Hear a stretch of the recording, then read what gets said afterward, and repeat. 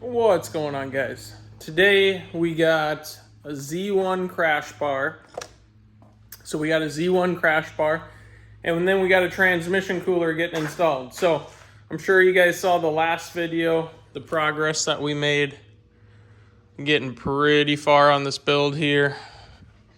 So we're doing a little bit more than the crash bar and the trans cooler, but some of you guys, want some advice on what kind of trans cooler to run, how to set it up.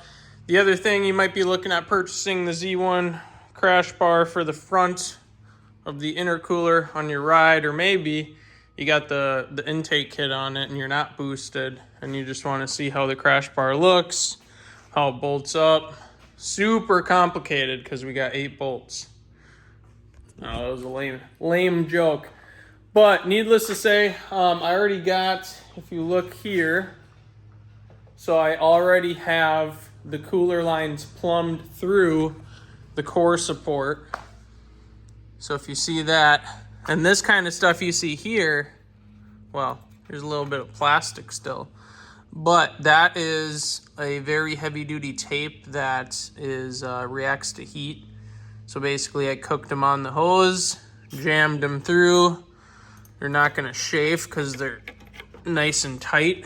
That's kind of what you want.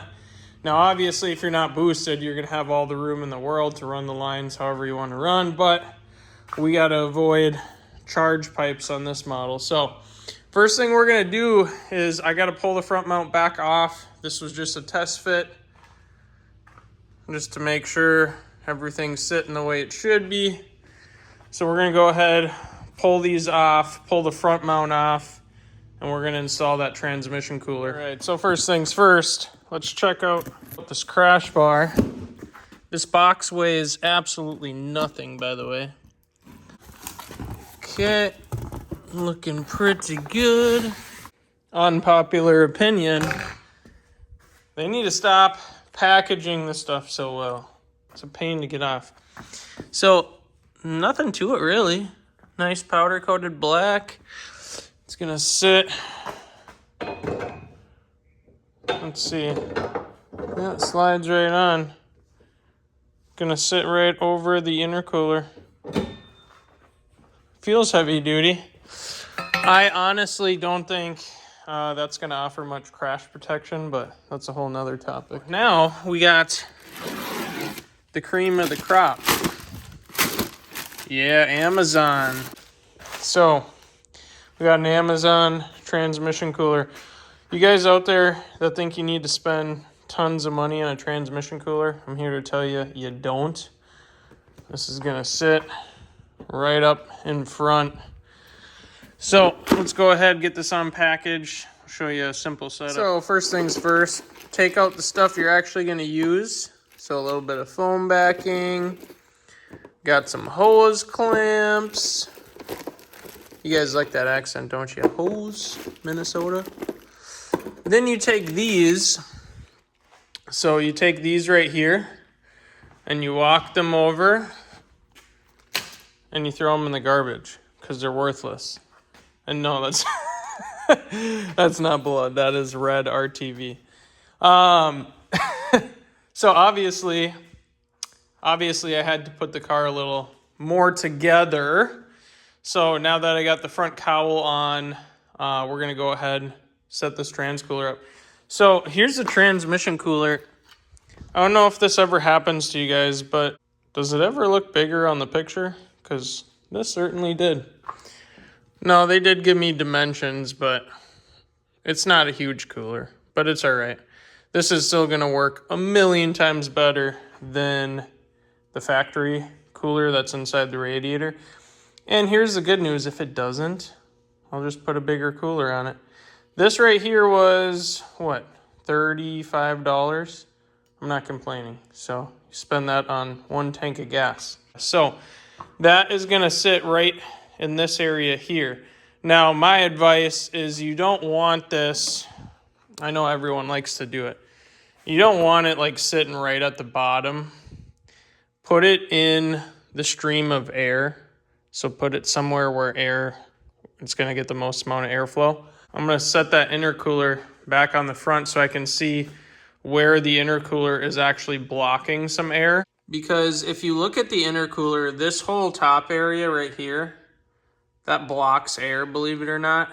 So the only area that air is actually passing is right through the middle and underneath it. It's not passing, obviously, through this whole top section. So what I don't want to do is put the trans cooler right behind where it's going to block airflow. So we're going to go ahead and set it back on there, and I'm going to see where it has the best path through.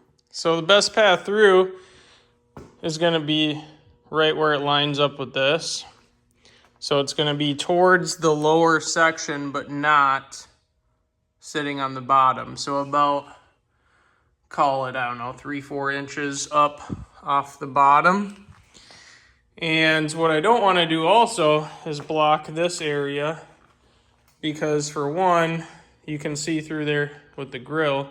For two, you want all that air that's able to knock through the top of the radiator. So same thing, if you were gonna mount an oil cooler, you want to try to keep it right in line with the fins on your front mount. If you don't have a front mount, you can set it wherever the heck you want.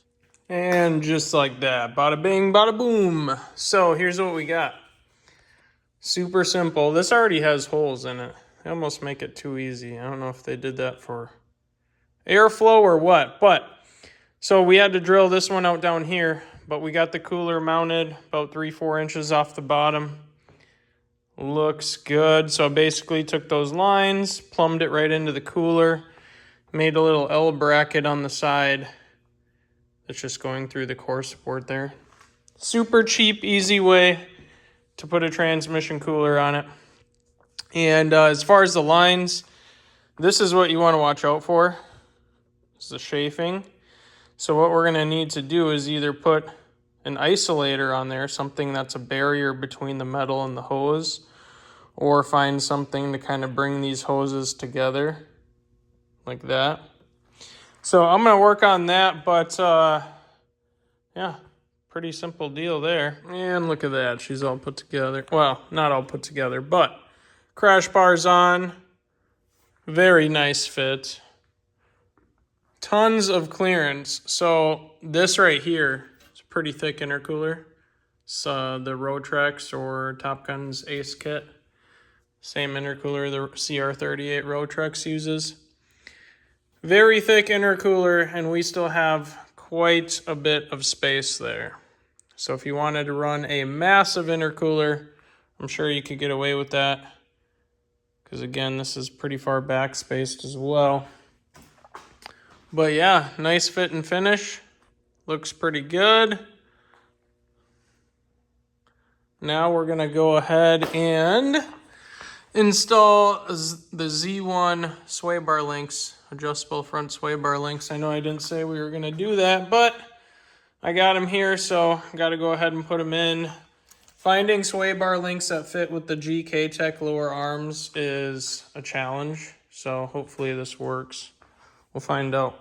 All right, so the Z1 links are on. This is gonna be a different install than a lot of you guys are going to be doing. One, because I have an aftermarket sway bar. Two, because I have aftermarket control arms. And three, because I had to modify and use a custom spacer on the back.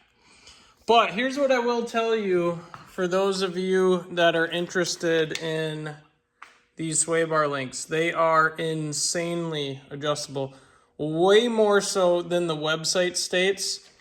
This is probably the longest distance on any setup on a G37 for sway bar, and that's just due to how I have everything set up. Now, what I will say is they go way longer than this. They go, if you wanted to, you could bring them down to about here. So call it 4.5 inch you can get away with. My mind is absolutely blown, but I'm a happy camper, so cool.